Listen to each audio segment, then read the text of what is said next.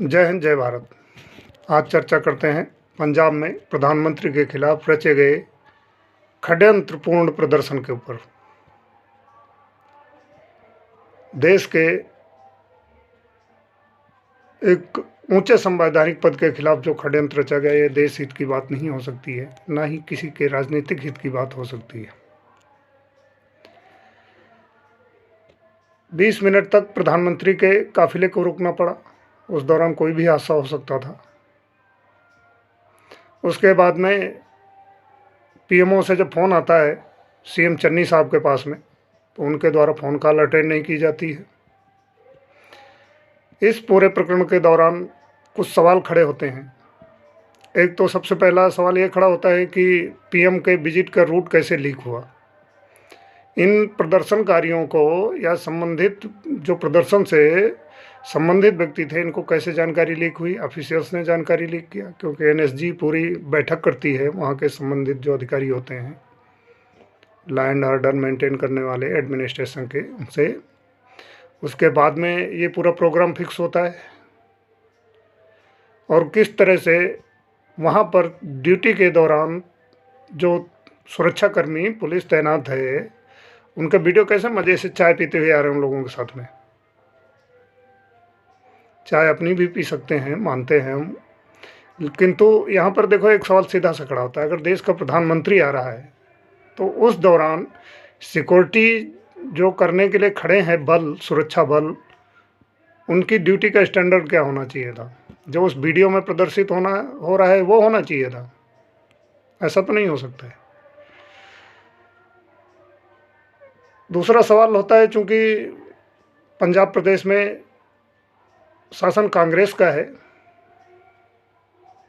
तो इस षड्यंत्र में महत्वपूर्ण भूमिका रही होगी कांग्रेस की, क्योंकि इनके जो मॉडस ऑपरेंडी है कांग्रेस की, वो निरंतर इसी प्रकार की है। यहाँ से नहीं शुरू होता है ये प्रकरण। षड्यंत्र तो ये बहुत दिनों से रचे जा रहे हैं। किसके द्वारा रचे जा रहे हैं सभी को पता है, साफ तौर पे जाहिर है। पहले भी चौकीदार चोर है, प्रधानमंत्री को टारगेट किया गया। क्या ये प्रधानमंत्री के पद की गरिमा के खिलाफ नहीं है? क्या इनके ऊपर एक्शन नहीं होना चाहिए? जो लोग प्रधानमंत्री, संप्रभुता संपन्न देश के प्रधानमंत्री के गरिमा का और प्रोटोकॉल का उल्लंघन कर रहे हैं, उन लोगों के ऊपर कड़ी से कड़ी कार्रवाई की जानी चाहिए। तो कुछ राजनीतिक लचरबाजी भी इसके अंदर जिम्मेदार है, जिसके अंदर नेताओं के ऊपर कभी कठोरता के साथ लीगल एक्शन नहीं लिया जाता है। यहाँ पर एक सवाल और खड़ा होता है, क्या पंजाब में खालिस्तान फोर्स जो है वो फिर से जिंदा हो रहा है, जो कि देश की संप्रभुता के लिए एक बड़ा प्रश्नवाचक चिन्ह साबित होगा। देश के प्रधानमंत्री के पद की अवमानना कांग्रेस द्वारा निरंतर की जा रही है। जब तक मनमोहन सिंह जी प्रधानमंत्री थे तब तक तो सब कुछ ठीक था, लेकिन उसके बाद में ठीक क्या नहीं हुआ? उसके बाद में ठीक ये नहीं हुआ कि कांग्रेस जिस मॉडस ऑपरेंडी के साथ में भारत की राजनीति को और भारत की जनता को ट्रीट कर रही थी, वो बंद हो गया। हिंदुओं के खिलाफ जो षड्यंत्र रचे जा रहे थे वो नहीं चल पा रहे हैं। देश के खिलाफ जा रहे वो नहीं चल पा रहे हैं। चाइना को, लेफ्टिस्ट को ये सपोर्ट नहीं कर पा रहे हैं। जब मनमोहन प्रधानमंत्री सिंह जी थे तब तक तो सब कुछ ठीक था। उसके बाद में जैसे ही प्रधानमंत्री मोदी लगे तो प्रधानमंत्री के पद की गरिमा को बार बार भंग किया जाने लगा, बार बार तार तार किया जाने लगा, कांग्रेस द्वारा और तथाकथित विपक्ष द्वारा। तथाकथित ही है, क्योंकि वहाँ पर सभी स्वार्थी लोग हैं, स्वार्थवश ये लोग ऐसी ड्यूटी कर रहे हैं।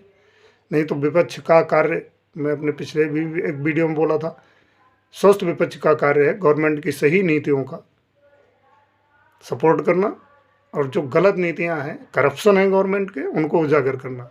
लेकिन क्या कांग्रेस ऐसा कर रही है? नहीं कर रही है। क्या विपक्ष ऐसा कर रहा है जिसको विपक्ष बोल रहे हैं? नहीं कर रहा है। तो ये स्वस्थ विपक्ष तो हो नहीं सकता है। लेकिन इस प्रकार की षड्यंत्र को अंजाम देने के बाद में कांग्रेस की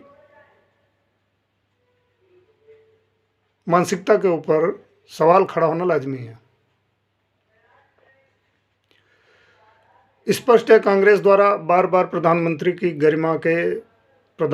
पद की गरिमा का उल्लंघन किया जाता है। कभी चौकीदार चोर है का नारा देकर, कभी चाय वाला बोलकर, कभी कुछ बोलकर। जब तक देश के प्रधानमंत्री पद पर विराजमान है मोदी भाई, तब तक वो एक व्यक्तित्व नहीं है, वो एक संवैधानिक पद पर बैठे हुए हैं। उस संवैधानिक पद का लिहाज करना चाहिए कांग्रेस ने। जो दंड दे रही है जनता कांग्रेस को, उससे कुछ सबक लेना चाहिए कांग्रेस ने। क्योंकि अभी तक तो जो धाला चल रहा था वो चल रहा था। अभी तो ये धाला कुछ चलने वाला है नहीं। अभी तो सब कुछ पता लग रहा है यहाँ पे। कभी कांग्रेस के शासनकाल के दौरान कभी कुछ जनता को पता लगने नहीं दिया गया। देखो, सबसे पहली बात तो कांग्रेस के षड्यंत्र सब बहुत सारे देश के खिलाफ वाले भी हैं। जैसे गलवान मुद्दे को इतना गरमाना कि वहाँ तो चीन ने कब्जा कर लिया है। किसी देश के प्रोपोगंडा वीडियो के आधार पर एक जिम्मेदार व्यक्ति आप हैं, इस देश के नागरिक हैं, राजनीति से संबंधित हैं, उस प्रोपोगंडा के ऊपर प्रोपोगंडा सेट करेंगे आप? ऐसा तो नहीं चलने वाला है, क्योंकि जनता को सब पता लग रहा है। लोकतंत्र में निर्धारण होगा इसका इलेक्शन के द्वारा। इलेक्शन के समय जनता जवाब देगी। हिंदू और हिंदुत्व के ऊपर ज्ञान देंगे ये लोग। राफेल खरीद के टाइम में ये लोग कितना हंगामा मचाया, कांग्रेस ने और विपक्ष ने कितना हंगामा मचाया कि इसकी जो प्राइस है वो अनवेल हो जाए। क्यों भाई? ताकि चाइना को पता लग जाए क्या क्या मॉडिफिकेशन है इसमें, क्या क्या उपस्कर लगे हुए हैं इसमें, कौन कौन से हथियारों से लैस है। जो चाइना को बोलते हैं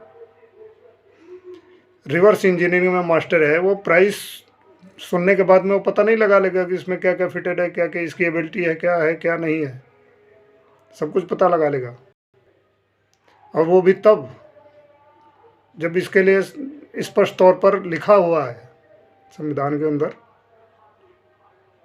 कि इस प्रकार के किसी भी केस में जो मूल्य है उसका प्रकटीकरण नहीं किया जाएगा। सुप्रीम कोर्ट तक गए लोग। इसे षड्यंत्र नहीं और क्या कहा जाए। बार बार हर बार इसी तरह के षड्यंत्र होते हैं।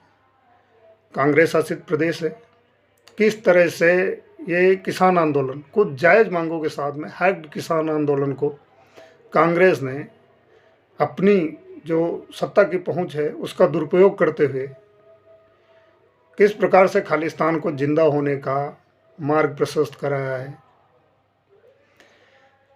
किसान आंदोलन के दौरान जो प्रकरण आए सामने निरंतर, वो कोई क्राइम नहीं, वो खालिस्तान जिंदा होने के सबूत हैं। जो ये प्रदर्शन हुआ, प्रधानमंत्री के प्रोटोकॉल का उल्लंघन हुआ, ये भी जिंदा सबूत है इस बात का कि पंजाब के अंदर फिर से खालिस्तान फोर्स जिंदा हो रही है। पंजाब स्टेट होम मिनिस्ट्री और भारत सरकार की होम मिनिस्ट्री को भी इस चीज़ का संज्ञान लेना चाहिए। इसके ऊपर उचित एक्शन लेना चाहिए समय रहते हुए, नहीं तो ये देश की संप्रभुता के लिए खतरा उत्पन्न होने जैसी स्थिति है। और प्रधानमंत्री के प्रोटोकॉल के अंदर उधर मोटा भाई का भी बयान आ रहा है कि जवाबदारी तय होगी, तो जवाबदारी पूर्ण रूपेण तय होनी चाहिए। जितने भी अफसर हों उनकी भी तय होनी चाहिए, किंतु यहाँ पर एक लूप होल नहीं छोड़ना चाहिए जैसा कि अभी तक होता है। इसमें सम्मिलित जो नेता लोग होंगे जिन्होंने प्लाट किया होगा उनके ऊपर भी एक्शन होना चाहिए। लेकिन ऐसा अभी तक के जितने भी प्रकरण पीछे हुए हैं उनमें देखते ऐसा लगता तो नहीं है कि एक्शन हो सकता है नेताओं के ऊपर जो इसमें सम्मिलित होंगे, उनके ऊपर भी एक्शन लेना चाहिए। और इस चीज़ जो ये प्रोटोकॉल उल्लंघन ब्रीच किया गया है प्रधानमंत्री का, इसको प्रोटोकॉल ब्रीच की तरह नहीं लेना चाहिए, इसे एक बड़े षड्यंत्र के रूप में लेना चाहिए। कंप्लीटली जांच इसकी करनी चाहिए संबंधित एजेंसियों द्वारा, और दूध का दूध और पानी का पानी किया जाना चाहिए। और खालिस्तान जो फिर से जिंदा होने की कोशिश कर रहा है पंजाब में, उसके ऊपर भी समय रहते अंकुश लगाना आवश्यक है।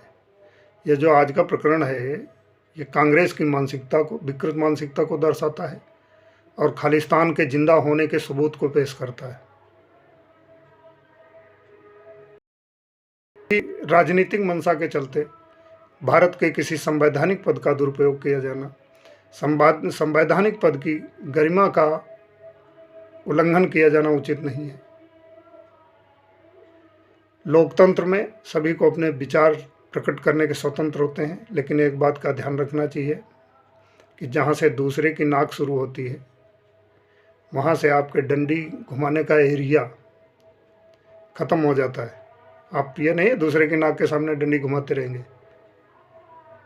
अपने दायित्वों का भी ज्ञान होना चाहिए आदमी को। इन लोगों ने तो दायित्व रख दिए कोने में, कभी बोलेंगे चौकीदार चोर है, कभी कुछ बोलेंगे। जनता सब कुछ देख रही है। अपने सभी व्यूअर्स से मैं रिक्वेस्ट करना चाहूँगा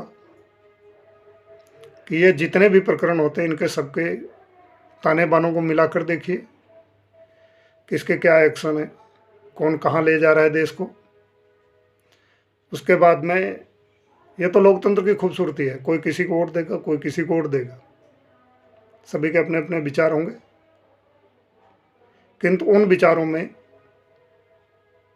देश के खिलाफत का कोई भी स्थान नहीं है। उसी तरह से देश हित का ध्यान न रखने वाली सरकारों का भी कोई स्थान नहीं है। ये तो हमारी किस्मत अच्छी कि यहाँ राइट विंगर्स की संख्या ज़्यादा है, नहीं तो यहाँ तो चाइना से भी बुरा हाल होने वाला था भारत में। अगर कांग्रेस का शासन 20-30 साल और रहता है यहाँ पे, तब तो हो लिया था काम भाई। जब प्रधानमंत्री के पद की गरिमा का दुरुपयोग किया जा सकता है तो ये साधारण व्यक्तियों को क्या समझेंगे। इन सभी बातों को नोटिफाई करना चाहिए वोटर्स ने। खैर कांग्रेस को तो नोटिफाई कर रही है जनता। मैं अपने सभी व्यूअर से पुनः अनुरोध करना चाहूँगा, कल के इतने संगीन प्रकरण को ध्यान में रखते हुए जो षड्यंत्रकारी पार्टियां हैं उनको वोट न दे करके जो राष्ट्र हित में कार्य करने वाली पार्टी हों उन्हें वोट करें। जय हिंद, जय भारत।